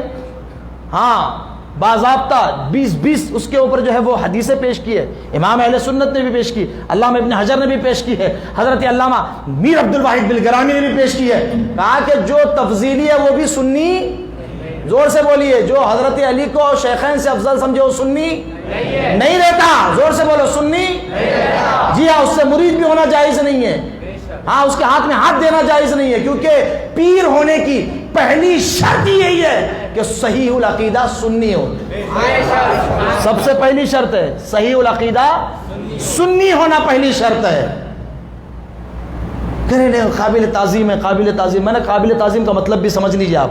مطلب یہ ہے کہ ان کو گالی گلوچ نہیں کیا جائے گا اگر وہ سادات میں سے ہوئے تو، سادات نہیں ہے تو اس کو تو جہنم کا کتا بولیں گے ہم۔ جی ہاں، یہ بزرگوں نے فرمایا۔ خاص طور پہ حضرت امیر معاویہ رضی اللہ تعالیٰ عنہ پہ جو تان کرے، حضرت نسیم الریاض شرح شفا شریف میں علامہ شہاب الدین الخفاجی رحمۃ اللہ تعالیٰ نے ارشاد فرمایا وَمَنْ يَكُونُ يُطْعِنُ فِي مُعَاوِيَةَ فَذَاكَ قَلْبٌ مِّن كِلَابِ الْحَاوِيَةِ، جو حضرت امیر معاویہ پہ تان کرے، طنز کرے ان کی کسی بھی معاملے پر، وہ جہنم کے کتوں میں سے ایک کتا ہے۔ کتنا سنگین مسئلہ ہے۔ جی ہاں، وہ جو بزرگوں نے ذکر کیا ہے نا، اس کا مطلب یہ ہے اگر وہ اہل بیت سے اگر کوئی اس طرح کا عقیدہ رکھے تو ان کو گالی گلوچ نہیں کرنا ہے، ان کو برا بھلا نہیں کہنا ہے، دعا کریں گے کہ ان کے کیونکہ امید ہے کہ وہ واپس آ جائیں گے، کیونکہ جو صحیح العقیدہ سید ہوتا ہے وہ گمراہی پر مرتا نہیں ہے، اللہ تبارک و تعالیٰ اس کو ہدایت نصیب فرماتا ہے۔ لیکن ان کے چکر میں دوسرے چلے جائیں گے، نہیں سمجھے آپ؟ ہاں، وہ آپ کے پیر صاحب ایسا بولے تو آپ ادھر مت جائیے، ایسے پیر سے مرید ہونا بھی درست نہیں ہے۔ آپ کو سنی پیر سے مرید ہونا ہے اور سنی رہنا ہے۔ جی ہاں، وہ اگر صحیح النسب سید ہے تو آخر سے وقت موت سے پہلے ان کو توبہ کی توفیق نصیب ہو جائے گی، ان کا تو کام ہو جائے گا، تم کہاں جاؤ گے؟ ارے عوام، تم اور ہم، کوئی ٹھکانہ نہیں ہے۔ لہذا سنی سے مرید ہونا، سنی رہنا۔ میں نے کچھ سال پہلے ایک بات کہی تھی، شاید یاد ہو شاید نہ ہو، میں نے کہا بھائی، کہنا میں سنی، میرا باپ سنی، میری ماں سنی، صحابہ کے بارے میں مجھے کسی کی نہیں سننی۔ کیا کہو گے بھائی صحابہ کے بارے میں مجھے کان بند، کیا کرو گے کان بند، کان بند، سمجھ گئے کان بند کا مطلب سننا ہی نہیں ہے. ارے وہ بولے وہ بابا یہ بابا، میں نے کہا کوئی بابا کام نہیں آئے گا، حسنین کا بابا کام آئے گا. یہ کہاں بابا، وہ خود ناراض ہیں. سنیے اعتقاد الاحباب اور ایک تصحیح العقیدہ، ایک کتاب ہمارے بزرگ نے لکھی ہے، حضرت امیر معاویہ کی دفاعی میں لکھی ہے. تو ایک جملہ ہے اس کے اندر، میں آپ کو صرف یہ بتانے کی کوشش کر رہا ہوں کہ اعلیٰ حضرت کیوں ہم کرتے ہیں. ایک جملہ تھا مولا کائنات رضی اللہ تعالیٰ عنہ نے فرمایا تھا اسی جنگ کے موقع پہ، جنگ صفین کے موقع پہ، اخواننا بغوا علینا. کیا کہا تھا؟ اخواننا بغوا علینا. بغا عربی زبان میں کئی معنوں کے لیے استعمال ہوتا ہے. اس کا ایک معنی جو ہمارے ہاں بولا جاتا ہے باغی، اور ایک معنی ہوتا ہے کسی خلیفہ وقت اور امام کے مقابلے میں خروج کرنا. لٹرل میننگ اس کی باغی کوئی اگر کر دے تو بہت بڑا مجرم نہیں ہے، وہ لفظ وہ ہے. ہم دیکھ رہے تھے اس کو، اور وہ لفظ دیکھے تو طبیعت جو ہے وہ تھوڑا سا کھٹکی. اور الحمدللہ اس وقت فقیہ اثر علامہ مفتی کوثر حسن صاحب قبلہ اللہ حضرت کی عمر میں برکت عطا فرمائے، وہ وہاں موجود تھے. کہا کہ یہ حضرت کا ترجمہ ہے، یہ بزرگ ہمارے اتنے جلیل القدر بزرگ ہے، یہ ترجمہ ہونا نہیں چاہیے تھا یہاں پر. تو کہا کہ اعلیٰ حضرت کا ترجمہ نکال کے لائیے. سبحان اللہ. کہا کہ اعلیٰ حضرت نے اس کا کیا ترجمہ کیا ہے. تو کہا کہ اعلیٰ حضرت کا جب رسالہ اٹھا کر کے دیکھا تو اعلیٰ حضرت نے ترجمہ کیا تھا اخواننا. جب مولا کائنات کہہ رہے ہیں کہ ہمارے بھائی ہیں یہ، تو جب بھائی کہیں گے تو پھر باقی کیسے کہیں گے؟ ہے فرمایا اخواننا بغوا علینا. اس کا ترجمہ امام اہل سنت نے فرمایا یہ ہمارے بھائی ہیں، ہمارے خلاف اٹھ کھڑے ہوئے ہیں. سبحان اللہ بھائی. یعنی ایک جملے میں اتنی احتیاط ہے امام اہل سنت کی. اسی لیے ہم کہتے ہیں بھائی اعلیٰ حضرت ایک ترجمے میں. اور یہی مقصد ہے، کیونکہ نہج البلاغہ کے حوالے سے بھی ہم نے اس کے پہلے عرض کیا ہے کہ مولا کائنات نے خود ارشاد فرمایا ہمارا دین ایک ہے، ہمارا رب ایک ہے، ہماری کتاب ایک ہے، ہمارا رسول ایک ہے، ہمارے بھائی ہیں. غلط فہمی ہو گئی ہے. جب مولا کائنات فرمائے کہ غلط فہمی ہو گئی، یہ کہیں کہ نہیں حضرت نہیں بولنا ان کو. میں کہا کہ آپ اپنے آخرت کی فکر کیجیے، آخرت کی فکر کیجیے. لہٰذا ایسے لوگوں سے بالکل دور رہیے. آ رہی بات سمجھ میں؟ ذرا محبت سے ایک مرتبہ کہیے سبحان اللہ. جو صحابہ کرام کی برائی کرے وہ ہمارا نہیں ہے، ہو ہی نہیں سکتا، ہمارا اس سے کوئی تعلق نہیں ہے. الحمدللہ ہم سنی ہیں، اہل بیت سے محبت کرنے والے ہیں، صحابہ سے محبت کرنے والے ہیں، ان کے طریقے پر چلنے والے ہیں. صرف نام لے کر کے بھنگ اور چرس والے نہیں ہیں. جی ہاں. اور یہ وہ لوگ ہیں جو حضرت امیر معاویہ کی برائی کرتے ہیں اور باری باری جو ہے نا وہ دم کا یہ دور چلتا ہے ان کے یہاں، کائے کا وہ چلم کا، اور بولتے تبرک ہے تبرک ہے. میں نے کہا حرام بھی تبرک ہوتا ہے کبھی، اور حرام ہی اگر تبرک ہو تو پیتے بھی جاؤ نا کچھ ان کا، سبھی چلاؤ پھر اس کے بھی دور پیالے میں ڈال کر کے. لا حول ولا قوت الا باللہ العلی العظیم. بعد اس کا سخت حکم ہو جائے گا اگر کوئی حرام کو تبرک بولے تو بہت سخت حکم ہوگا. آپ سمجھتے نہیں ہیں. اس کے بعد جاتے ہیں بابا ہے فلاں ہے ڈکا ہے. کوئی بابا نہیں ہوتا. بابا تاج الدین کی شان کیا تھی، بولے سبحان اللہ. وہ کیفیت آپ پر طاری ہوتی تھی، اس کے باوجود ناگپور اسٹیشن پہ حضور اعلیٰ حضرت اشرفی میاں تشریف لاتے تھے. شکر درا میں آپ دامن سمیٹ لیتے تھے، کہتے ہو جی ہو شریعت والا آ رہا ہے، شریعت والا آ رہا ہے، شریعت والا آ رہا ہے. کدھر ہو بابا تاج الدین کا نام لے کر بھنگ پینے والے، چرس پینے والے. بابا تاج الدین تو وہ شخصیت ہے جو نگاہ کرم کر دے تو ولایت کے مرتبے پر فائز ہو. میرے دادا مرشد حضور مفتی اعظم تاجدار اہل سنت رضی اللہ تعالیٰ عنہ سے کسی نے عرض کیا تھا حضور بابا کے بڑے چرچے ہیں، بہت سنا ہے. کہا کہ ہاں صحیح سنا ہے، یہ ولی نہیں بلکہ ولی گر ہے، جس پر نظر ڈال دے ولایت کے درجے پر فائز ہو. الحمدللہ ہمارے 50 تجربے ہیں جو اپنے پریکٹیکل ہیں صدق دل سے بابا سرکار کی بارگاہ میں جا کر کے جس چیز کا آپ ان کی بارگاہ میں عریضہ پیش کر دو، انشاءاللہ تبارک و تعالیٰ ان کے وسیلے سے دعا قبول ہو جائے۔ یوں ہی بچہ دیوانہ نہیں ہے، اور یہاں سے لے کر کے پاکستان، اور پاکستان سے لے کر کے افریقہ، اور افریقہ سے امریکہ تک بے نشانوں کا نشان مٹتا نہیں، مٹتے مٹتے نام ہو ہی جائے گا۔ ہمارے تاج الاولیاء سنی تھے سب سے پہلے، جو سنی نہ ہو وہ ولی ہو ہی نہیں سکتا۔ ان کے دربار میں بیٹھ کر اگر کوئی رافضیت کا پرچار کر رہا ہے تو اپنے ہوش کے ناخن لے، اپنی عاقبت برباد نہ کرے، بلکہ بابا تاج الدین کے مسلک پر چلے، کیونکہ بابا تاج الدین کا بھی مسلک وہی تھا، امام احمد رضا کا جو مسلک ہے، سارے اولیاء کا وہی مسلک ہے کہ صحابہ اکرام کے بارے میں کوئی بات نہیں، زبان نہیں کھولی جائے گی۔ اور الحمدللہ چلیے اتنی بات سمجھ میں آ گئی، چلیے آگے بڑھیے۔ اللہ اکبر۔ اللہ جل وعلا نے قرآن مجید برہان رشید میں ارشاد فرمایا، قُلْ لَا أَسْأَلُكُمْ عَلَيْهِ أَجْرًا إِلَّا الْمَوَدَّةَ فِي الْقُرْبَى۔ اے لوگوں میں تم سے اس خدمت دین پر کوئی اجر نہیں، کوئی اجر نہیں، کوئی اجرت نہیں، کوئی ویجز نہیں، کوئی سیلری نہیں، کسی چیز کا ڈیمانڈ نہیں کرتا۔ میرے آقا صلی اللہ تعالیٰ علیہ وسلم نے جو دین ہم تک پہنچائے، کتنی مشقتیں اٹھائی، کتنی تکلیفیں برداشت کی، کیا کیا تکلیفیں سہی، کیسی کیسی رکاوٹیں راہوں میں آئی، یہ ساری آپ علماء کرام سے سنتے رہتے ہیں۔ تفسیر کا وقت نہیں ہے، فرمایا کہ ان تمام چیزوں جو تمہیں معرفت الہی عطا ہو میرے ذریعے سے عطا ہو، جو تمہیں قرآن ملا میرے ذریعے سے ملا، دین ملا میرے ذریعے سے ملا، شریعت ملی میرے ذریعے سے، اخلاق رذیلہ سے تمہیں پاک و صاف کیا گیا میں نے کیا، تزکیہ کیا میں نے کیا، تصفیہ کیا میں نے کیا، صفائی کی، ستھرائی کی، عادتیں صحیح کی۔ خود صاحب یہ عرض کرتے ہیں کہ ہم اسلام لانے سے پہلے ہماری یہ کیفیت تھی کہ ہم کھڑے ہو کر پیشاب کرتے تھے، اپنے ایڑیوں پر ہم پیشاب کیا کرتے تھے، ہم کو تو پیشاب کرنے کا ڈھنگ نہیں تھا، لیکن قربان جائیے ایک نگاہ مصطفیٰ نے کیا سے کیا بنا دیا، ایک عرب نے آدمی کا بول بالا کر دیا، خاک کے ذروں کو ہم دوشے سریا کر دیا، خود نہ تھے جو راہ پر اوروں کے ہادی بن گئے، کیا نظر تھی جس نے مردوں کو مسیحا کر دیا۔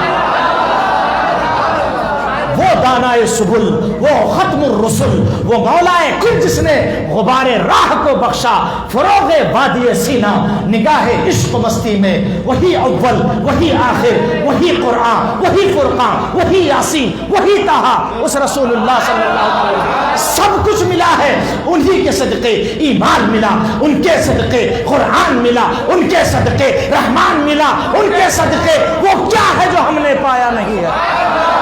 فرمایا کوئی اجر نہیں مانگتا، اس پر کوئی اجرت نہیں مانگتا، الا المودۃ فی القربى، میرے اہل بیت سے محبت کرتے رہنا، میرے اہل بیت سے محبت کرتے رہنا، میرے اہل بیت سے محبت کرنا۔ فرمایا انی تارک فیکم الثقلین، دو بھاری چیزیں میں تمہارے درمیان چھوڑ کر کے جا رہا ہوں، کہا کہ ایک دوسرے سے بھاری ہے، بولو سور سے، ایک دوسرے سے بھاری ہے۔ فرمایا کتاب اللہ حبل ممدود من السماء، کہا کہ یہ اللہ کی کتاب ہے، یہ اللہ کی رسی ہے جو آسمان سے زمین تک لٹک رہی ہے، حبل اللہ ہے، اس کو پکڑ لو مضبوطی کے ساتھ میں۔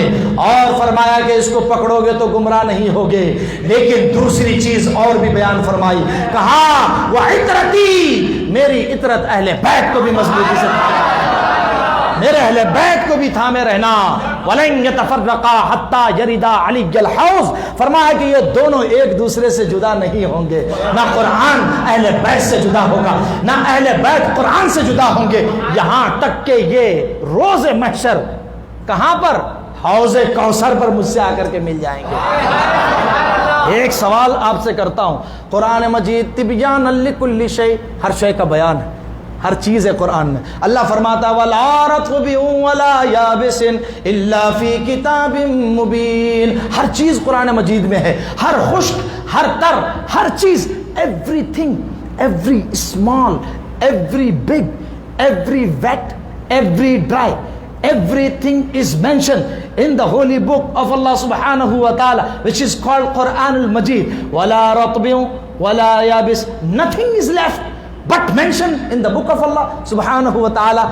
Everything is mentioned in the book of Allah subhanahu wa ta'ala. Isn't the book of Allah sufficient? کیا کافی نہیں ہے اللہ کی کتاب؟ کافی ہے. بولتے ہیں بہت سارے لوگ ہمارے لیے کافی ہے، ہمارے لیے کافی ہے، ہم کو تو حدیث کی بھی ضرورت نہیں ہے. کیا کرنا؟ نہ یہ دھوکہ ہے، دھوکہ ہے. اللہ کے رسول نے فرمایا قرآن مجید میں ہے سب کا بیان، سب کا بیان ہے، سب چیزیں ہیں. جمیع العلم فی القرآن لیکن تقاصر عنہ افہام الرجال. سب قرآن میں ہے لیکن سب کی رسائی قرآن کے معانی تک نہیں ہے، قرآن کے مفاہیم تک نہیں ہے. حضرت جنید بغدادی کا ایک واقعہ یاد آیا. ایک مرتبہ آپ نے ایک بہت بڑا صندوق جو اپنے مرید کو دیا، کہا کہ اس کو لے جا اور سمندر میں ڈال دے. اچھا، کہا کہ سمندر میں ڈال دو. کہا کہ حضور آپ کا حکم ہے. امانت تھی اور امین تھے، امانت دار. امین کو جو ہے وہ امانت دی انہوں نے. اب وہ لے کر کے گئے اور بالکل انہوں نے ڈال دی. جو امین ہوتے وہ پورے امین ہوتے ہیں اور خائن لوگ خائن ہوتے ہیں.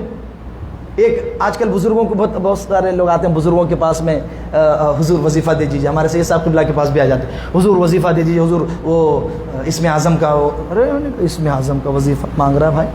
یہ منہ اور مسور کی دال یا کوئی عام آدمی کا کام ہے یہ؟ ہمارے بزرگ نہیں دیتے تھے جلدی. ایک صاحب بہت اصرار کر رہے تھے. ایک بزرگ کے پاس آئے، کہا کہ حضور اسم اعظم بتا دیجیے، اسم اعظم بتا دیجیے، اسم اعظم کا وظیفہ کرنا ہے مجھے. کہا کہ اچھا ٹھیک ہے، یہ جو ہے یہ پلیٹ 2 پلیٹ دیے اس کو، اندر ایک چیز رکھی. کہا کہ جاؤ فلاں جگہ اس کو دے کر کے آؤ. کسی دوسرے ولی کے پاس بھیجا، کہا کہ ان تک پہنچا کر کے آؤ. تو جانے تو کٹ کر رہا تھا درمیان میں، کٹ آواز آ رہی، چل رہا لے کر کے. اب آدمی انسان ہے نا، تھوڑی دیر برداشت کیا، کٹ. اب آواز آ رہی ہے اس کے اندر. تو کہا یار تھوڑا سا دیکھنے میں کیا پرابلم ہے، جا کر کو دینا ہی ہے نا مجھے. اور جانے سے پہلے جاتے اس نے جو ہے تھوڑا سا دیکھا تو اندر چوہیا تھی. کیا تھی؟ چوہیا سمجھتے ہیں؟ ہاں، چوہیا تھی. پھینک دیا وہیں پر. واپس آیا، بولا کہ کیا حضرت ہم تو آپ کو بڑے باوا سمجھ رہے تھے، آپ تو مذاق کر رہے ہیں ہمارے ساتھ، ہم نے تو یہ آپ سے وظیفہ مانگا تھا اور آپ جو ہے نا چوہیا پکڑا دیا ہمارے ہاتھ میں. تو اس بزرگ نے جلال کے تیور میں ارشاد فرمایا، کہا کہ تو ایک چوہیا کی امانت نہیں برداشت کر سکتا، تجھ سے اس کی حفاظت نہیں ہو چکی، تو چاہتا ہے اسم اعظم میں تجھے بتلا دوں. تو یہ امین لوگوں کا معاملہ ہوتا ہے. یہ امانت ایسے لوگوں کو دی جاتی ہے جو امین. آپ نے دیا، وہ صندوق لے جا کر کے انہوں نے دیکھا اور دریا میں ڈال دیا. جیسے ہی دریا میں ڈالا، دریا نے اس کو راستہ دیا. صندوق دریا میں چلتا جا رہا ہے. حیران ہوا کہ یا اللہ، مرشد پاک نے ایسی چیز پھینکنے کے لیے سمندر میں دے دی کہ جو ڈالو سمندر میں تو راستہ بناتے ہوئے جا رہی ہے. یار اگر یہ پھینکنے لائق چیز تھی تو اپنے پاس رکھا کیوں تھا، اور اتنی اہم چیز تو پھینکا کیوں، اس کو سمندر میں کیوں ڈلوایا، دریا برد کیوں کیا. تو یہی سوالات اس کے ذہن میں تھے. حاضر خدمت ہوا اور حاضر ہونے کے بعد عرض کیا، حضور حضرت جنید بغدادی نے اس سے پوچھا کہ بھائی کیا معاملہ ہے، دیکھا کیا ہوا. کہا کیا معاملہ پیش آیا. کہا حضور جیسے ہی میں نے صندوق کو سمندر میں ڈالا ہو تو راستہ بنتا چلا گیا، وہ سمندر میں چلا گیا. حضور اس کے اندر تھا کیا. کہا کہ برس غور و فکر کرنے کے بعد، برس غور و فکر کرنے کے بعد تصوف کے اسرار، رموز، نکات، معانی، مفاہیم، رموز، راز میں نے اس کے اندر تحریر فرمائے تھے. وہ کتاب تھی اس کے اندر، صندوق کے اندر. تو کہا کہ حضور اتنی قیمتی کتاب، پھر آپ نے اس کو دریا میں ڈال دیا، بند کر کے صندوق کے اندر دریا برد کر دیا. تو کہا کہ ہاں، میں نے بہت غور کرنے کے بعد اتنی محنت سے کتاب لکھی تھی، لیکن خوب غور کرنے کے بعد میں اس نتیجے پر پہنچا کہ کتاب اللہ کے ہوتے ہوئے کسی کتاب کی ضرورت نہیں ہے. زور سے کہیے نا سبحان اللہ. کتاب اللہ کے ہوتے ہوئے کسی اور کتاب کی ضرورت نہیں ہے. تو میں آپ سے رک کر کے یہاں یہ پوچھنا چاہتا ہوں، کتاب اللہ کے ہوتے ہوئے پھر اہل بیت کی ضرورت کیوں پڑی؟ اللہ کے رسول صلی اللہ علیہ وسلم نے فرمایا 2 چیزیں چھوڑ رہا ہوں، ایک ہے کتاب اللہ اور دوسری اہل بیت. دوسری کتاب اللہ کافی ہے تو پھر اہل بیت کی ضرورت کیوں پڑی؟ توجہ ہے وہ اس لیے کہ کتاب اللہ میں سارا تھیوری ہے، اہل بیت اس کا پریکٹیکل ہے. کتاب اللہ کا عملی نمونہ دیکھنا ہے، رسول اللہ کی زندگی میں دیکھو اور اہل بیت پاک کی نبوت ان کی زندگی میں دیکھو، اس کا عملی اور پریکٹیکل کربلا کے میدان میں دیکھیے۔ قرآن مجید کے ایک ایک اصول اور ضابطے کی حفاظت فرمائیے امام علی مقام رضی اللہ تعالیٰ۔ اسی لیے تو کہا کہ شاہ ہست حسین، بادشاہ ہست حسین، دین ہست حسین، دی پناہ ہست حسین، سرداد نداد دست در دست یزید، حقا کے بنا لا الہ ہست حسین۔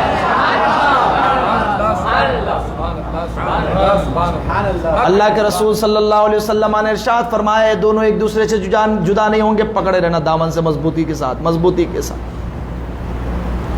اللہ اکبر، دو بھاری چیزیں، دو بازی بھاری چیزیں۔ ایک روایت میں آگے یہ بھی ارشاد فرمایا اذکرکم اللہ فی اہل بیتی، میں تم لوگوں کو اہل بیت کے بارے میں اللہ یاد دلاتا ہوں، اللہ یاد دلاتا ہوں، اللہ یاد دلاتا ہوں۔ کیف تخلفون من بعدی او کما قال رسول اللہ صلی اللہ علیہ وسلم، میرے بعد ان کے ساتھ تم کیسا برتاؤ کرتے ہو، میرے بعد تم ان کے ساتھ کیسا سلوک کرتے ہو، میرے بعد ان کے ساتھ تم کیا معاملہ کرتے ہو۔ میرے آقا سب ملاحظہ فرما رہے تھے، میرے آقا سب ملاحظہ فرما رہے، اسی لیے تو بار بار ارشاد فرمایا، فطروں کی طرف بھی اشارہ کیا، نام بھی بتائے، احادیث میں نام تک بتایا سرکار کہ یہ لونڈے ہوں گے جن سے حرم کی حرمت جو ہے وہ اٹھا لی جائے گی، بنو امیہ کے لونڈے، ان کا نام بھی بتایا، مروان کا بھی اور یزید کا بھی۔ میرے آقا صلی اللہ علیہ وسلم کی نگاہوں کے سب کچھ سامنے تھا۔ سبحان اللہ۔ ہمیں یہ حکم ہوا اہل بیت سے محبت کرو، الا المودۃ فی القربى، قرابت داروں کی محبت، اہل بیت سے محبت، اہل بیت سے تعلق، اہل بیت سے کنیکشن، اہل بیت سے افیکشن، اہل بیت سے ریلیشن۔ بولو نا سبحان اللہ، اللہ اللہ۔ کیسا تعلق، کیسا تعلق، کیسا تعلق؟ فرماتے ہیں کہ مثل اہل بیتی کسفینۃ نوح، فرمایا کہ میرے اہل بیت کی مثال سفینہ نوح کی ہے، نوح علیہ السلام کی کشتی کے مانند ہے۔ فمن رکبہا نجا ومن تخلف عنہا ہلک، جو اس پر سوار ہو گیا وہ کامیاب ہو گیا، ومن تخلف عنہا ہلک، اور جو پیچھے رہ گیا وہ ہلاک ہو گیا، برباد ہو گیا، ڈوب جائے گا، برباد ہو جائے گا، ڈسٹرائے ہو جائے گا، تباہ ہو جائے گا۔ اللہ اکبر۔ اہل بیت پاک کی کشتی میں بیٹھنا ہے اور اس کے بعد میں رہنمائی ستاروں سے حاصل کرنا ہے، سمندر کا سفر ہے۔ اصحابی کالنجوم، میرے صحابہ ستاروں کے مانند ہے۔ بِأَيِّهِمْ اقتدیتم اہتدیتم، ان میں سے جس کسی کی پیروی کرو گے راہیاب ہو جاؤ گے۔ جب سمندر کا سفر ہوتا ہے تو کشتی میں بھی سوار ہونا ضروری ہے، اور راستہ معلوم کرنے کے لیے ستاروں سے ہدایت بھی لینی ضروری ہے۔ اگر ستارے نہیں ہیں تو بھٹک جاؤ گے، کشتی نہیں ہے تو ڈوب جاؤ گے۔ اہل بیت کی محبت کی کشتی میں بیٹھنا ہے، صحابہ کو گائیڈنگ سٹار مانتے ہوئے ان سے رہنمائی حاصل کرنی ہے، اور پھر یہ سفر جب شروع ہوگا تو سیدھا راستہ مدینہ طیبہ کو جائے گا۔ اب امام اہل سنت اعلیٰ حضرت بولے اہل سنت کا ہے بیڑا پار، اصحاب حضور نجم ہے اور ناؤ ہے عطرت رسول اللہ کی۔ اہل سنت کی کشتی ہی وہ واحد کشتی ہے جو اس پار لگے گی، اہل سنت ہی کا بیڑا ہے جو پار لگے گا، کیونکہ اہل بیت کی اہل سنت اہل بیت کی کشتی میں سوار ہیں اور صحابہ کرام سے محبت کرتے ہیں، ان سے رہنمائی حاصل کرتے ہیں، اور ان گائیڈنگ سٹار سے، روشن ستاروں سے رہنمائی حاصل کرتے ہوئے، نیویگیشن حاصل کرتے ہوئے اپنی منزل مقصود کی طرف جا رہے ہیں۔ ارے جن کے دلوں میں یہ محبتیں جمع ہوگی وہی کامیاب ہے، وہی کامران ہے۔ جو ایک جماعت سے محبت کا دعویٰ کرے دوسری جماعت سے بغض رکھے وہ بھی ناکام رہے گا۔ جو ایک جماعت سے محبت کا دعویٰ کرے دوسرے سے بغض رکھے، یعنی صحابہ کی محبت کا دعویٰ ہو، اہل بیت کی بے ادبی کرے، اہل بیت سے محبت کا دعویٰ ہو، صحابہ کرام کی شان میں ہلکے الفاظ بولے جائیں، رقیق جملے بولے جائیں، بے ادبیاں کی جائیں، تو یاد رکھیے ان کا اہل سنت و جماعت سے کوئی تعلق نہیں ہے۔ اہل سنت تو وہی اہل جنت ہے جو دونوں کی محبت اپنے سینوں میں بساتے ہیں، اور یوں کہتے ہیں اہل سنت کا ہے بیڑا پار، اصحاب حضور نجم ہے اور ناو ہے، نجم ہے اور ناو ہے، عطرت رسول اللہ کی نجم ہے اور ناو ہے۔ اللہ اللہ اللہ چلے بس کریں، ہاں یہ آنے رہے جلدی آپ لوگ، نہیں پیچھے والوں سے بول رہا ہوں۔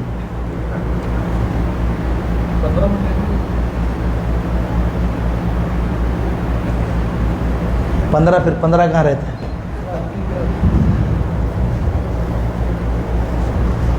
محبت کے ساتھ کہیے سبحان اللہ، اللہ اللہ اللہ۔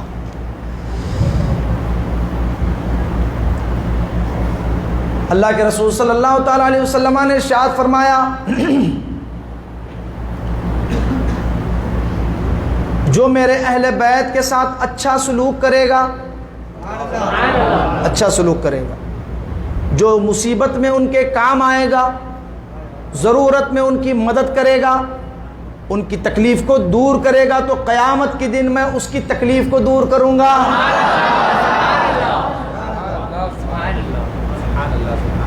تو اب تکلیف چاہتے ہیں نا، ہماری تو بہت ساری تکلیف ہوں گی قیامت کے دن، اللہ محفوظ رکھے سرکار کے صدقے میں، اہل بیت کے صدقے میں، لیکن ہماری تکلیفیں اگر ہم چاہتے ہیں کہ دور ہو جائے تو اہل بیت کی خبر گیری کرو، اہل بیت کا خیال رکھو، اہل بیت کی تکلیف دور کرو۔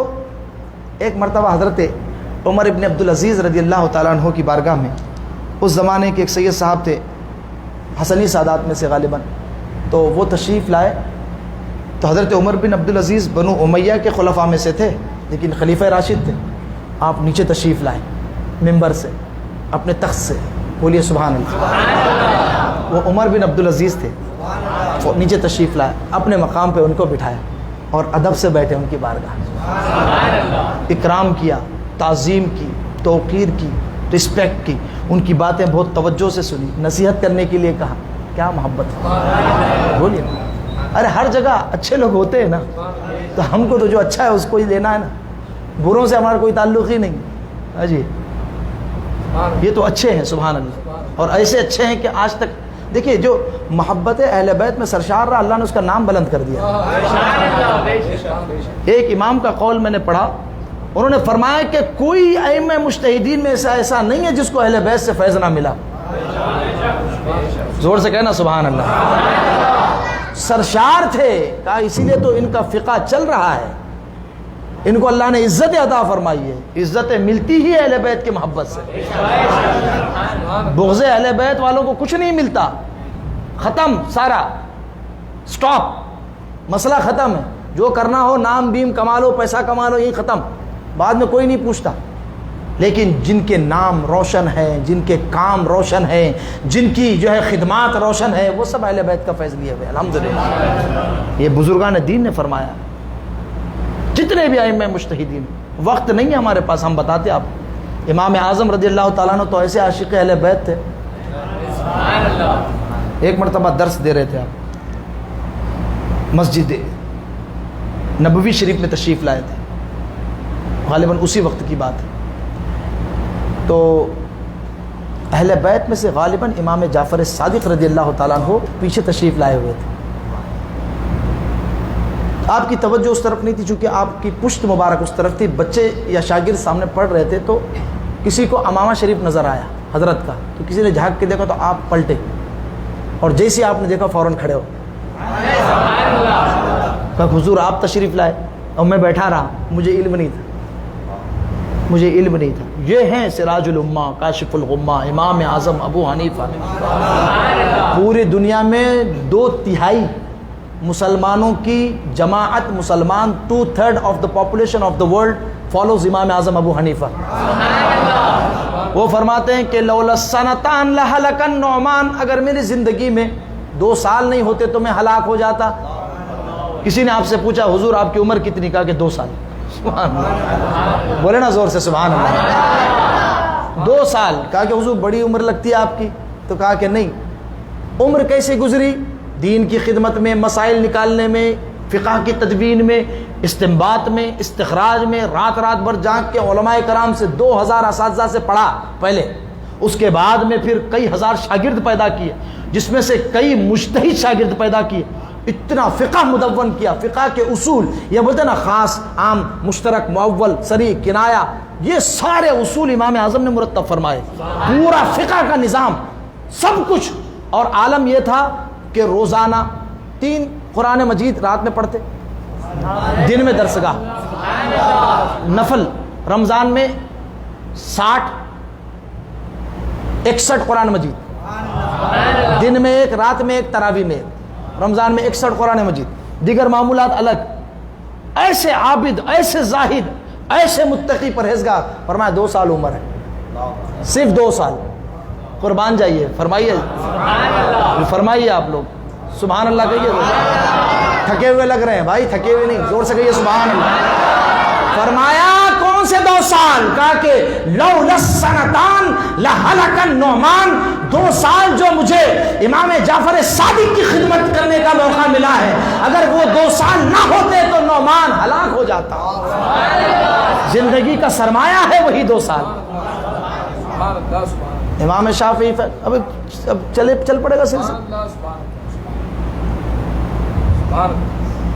امام شافعی رحمۃ اللہ تعالیٰ علیہ فرماتے ہیں کہ دیکھو بھائی، اگر حب اہل بیت اگر رفض ہے تو میں تو محب اہل بیت ہوں، آپ کو جو بولنا بولتے رہیے، حب اہل بیت رفض نہیں، حب اہل بیت سنیت کی پہچان ہے۔ عرض کرنے کا مطلب یہ ہے، جو ان سے محبت کرتا روشن ہو جاتا ہے، جو ان کے قریب آتا روشن ہو جاتا۔ کیوں؟ میرے آقا تاجدار دو عالم صلی اللہ تعالیٰ علیہ وسلم کے نور نبوت کا فیضان ہے اہل بیت اطہار پر، خاص کر شہزادہ کونین، شہزادہ سید کونین، شہزادہ رسول امام حسن امام حسین، آپ کی آل پاک پر، ٹھیک ہے۔ آیت کریمہ نازل ہوئی، انما یرید اللہ لیذہب عنکم الرجس اہل البیت ویطہرکم تطہیرا، جزئی نیست کے، اس کے علاوہ کچھ نہیں۔ انما یرید اللہ، اللہ ارادہ فرماتا ہے، لیذہب عنکم الرجس، آپ سے ناپاکی کو، گندگی کو، رجس کو، ناپسندیدہ چیزوں کو، جن سے کراہت ہو ایسی چیزوں کو، ساری چیزوں کو دور کرنا چاہتا ہے۔ وَيُطَهِّرَكُمْ تَطْهِيرًا، اور کیا فرمایا؟ اور خوب خوب پاک کرنا چاہتا ہے، خوب خوب مزکہ کرنا چاہتا ہے، خوب خوب مصفہ کرنا چاہتا ہے۔ تو آیت کریمہ نازل ہوئی، اللہ کے رسول صلی اللہ تعالیٰ علیہ وسلم نے ایک چادر مبارک بلوائی، وہ چادر مبارک مولا کائنات کو بلایا، سید کائنات کو بلایا، امام حسن کو بلایا، امام حسین کو بلایا، اور ان کو جمع کر کے فرمایا، اللہم ہؤلاء اہل بیتی اذہب عنہم الرجس وطہرہم تطہیرا، ان سے رجس کو دور فرما دے، ان سے ناپاکی کو دور فرما دے، ان سے ناپسندیدہ امور کو دور فرما دے، اور انہیں خوب خوب صاف فرما دے۔ ایک روایت میں یہاں تک کیا آیا، اللہم ہؤلاء اہل بیتی خاصہ، یہ خاص ہیں۔ یہ خاص کا لفظ اس لیے کہ اہل بیت جو ہے، وہ جو اصل اہل بیت ہیں وہ ازواج مطہرات اور سرکار کی شہزادیاں ہیں، اور حضور نے ان کو شامل کر کے ان کو خاص طور پہ مرتبہ عطا فرما دیا۔ تب اہل بیت میں ان کا خاص مقام ہو گیا، خاص مرتبہ ہو گیا، ان کو رسول اللہ نے خاص اسٹیٹس عطا فرما دیا رب کی بارگاہ سے مانگ کر کے، یہ سرکار کی طرف سے یہ مقام ملا۔ کتنے تھے چادر کے نیچے اللہ کے رسول صلی اللہ علیہ وسلم؟ بولیے، سید کائنات مولا کائنات، کتنے ہو گئے؟ 3، امام حسن مجتبی امام حسین رضی اللہ تعالیٰ عنہ، کتنے؟ زور سے بولیے، 5۔ پاک پاک، ستھرے ستھرے، پاکیزہ پاکیزہ، اجلے اجلے، نکھلے نکھرے نکھرے، مطہر طاہر، اللہ اللہ۔ تو یہ 5 لوگ جو چادر کے نیچے تھے انہیں کہا جاتا ہے پنج تن پاک۔ پنج مانے 5 فارسی میں، تن مانے بدن، اور پاک پاک پاک صاف، زور سے کہیے نا، پاک اور صاف اور ستھرے، اسی لیے پنجتن پاک اہل سنت و جماعت بولتے ہیں، پنجتن پاک یہ اہل سنت و جماعت اس وجہ سے کہتے ہیں۔ تو اب بدعقیدہ وہابی بولتا ہے اسی 5 ہی پاک ہے کہ باقی صحابہ کیا ہے؟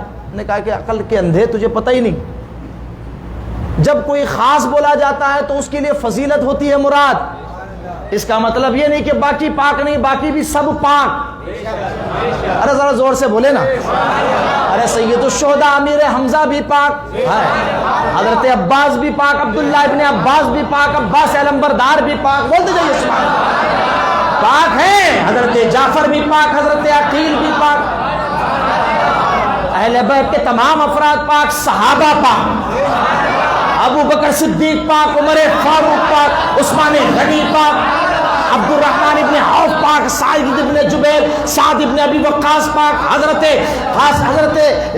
سعید بن زید پاک، عشرہ مبشرہ پاک، بدر والے پاک، احد والے پاک، خندق والے پاک، بیت رضوان والے پاک، فتح مکہ والے پاک، انصار پاک، مہاجرین پاک، سب پاک، یہ خبیث ناپاک، یہ خبیث ناپاک، وہ خبیث ناپاک جن کو صحابہ میں سے کوئی ناپاک نظر آئے معاذ اللہ وہ خود ناپاک، لیکن یہ خاص ہیں پنجتن پاک، یہ خاص ہیں پنجتن، یہ ان کو اللہ نے مقام و مرتبہ عطا فرما دیا۔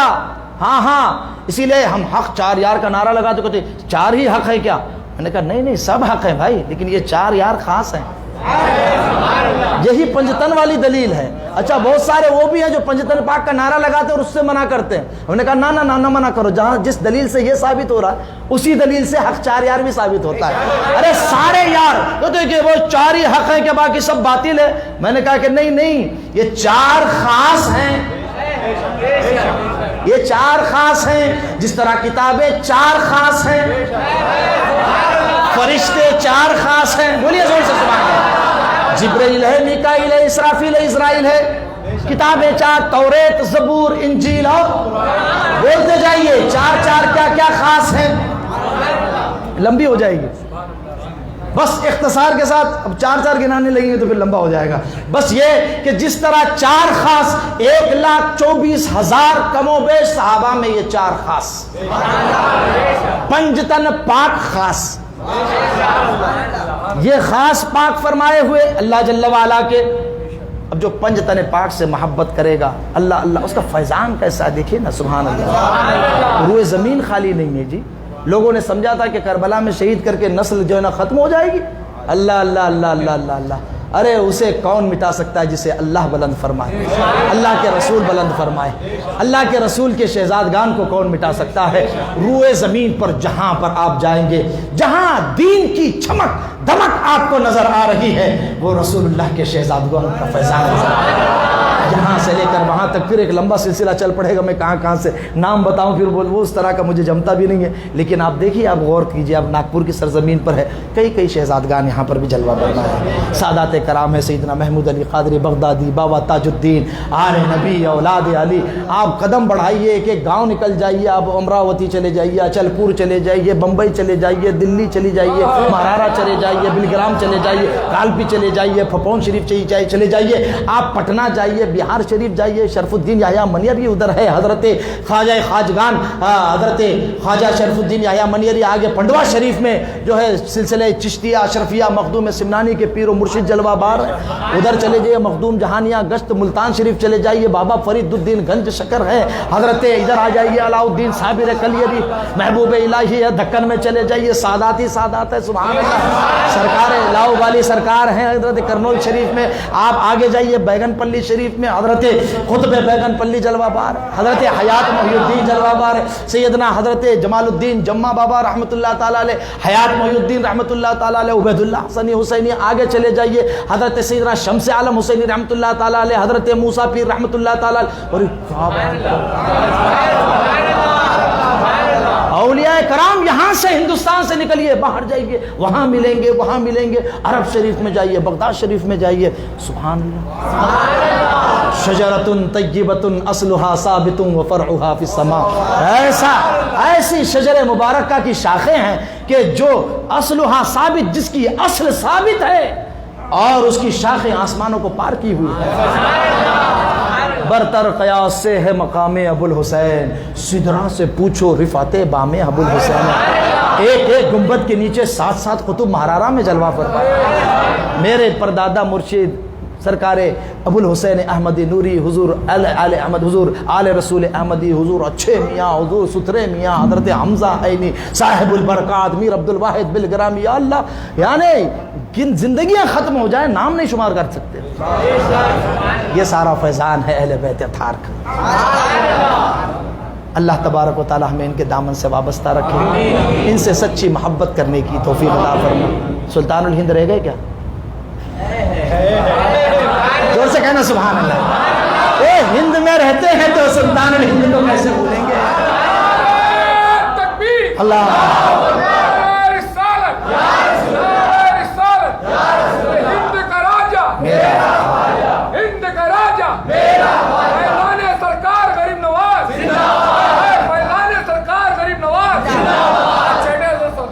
ارے واہ چھٹی ہے، سبحان اللہ، ذرا زور سے کہتے سبحان اللہ۔ ارے کہا سب نے تو بنائے ہیں، سب نے بنائے ہیں، سب نے بنائے ہیں، سب نے بنائے ہیں، لیکن 90 لاکھ کو جس نے تنہا مسلمان بنایا وہ میرا سبحان اللہ۔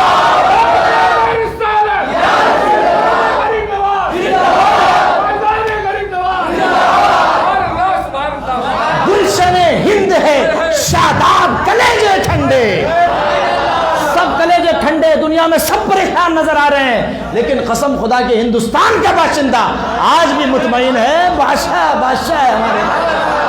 گلشن ہند ہے شاداب کلیجے ٹھنڈے، واہ اے ابر کرم روز برسنا تیرا، خواجہ ہند ہے وہ دربار ہے اعلیٰ تیرا، خواجہ ہند وہ دربار ہے اعلیٰ تیرا، کبھی محروم نہیں مانگنے والا تیرا۔ زور سے کہے سبحان اللہ، زور سے۔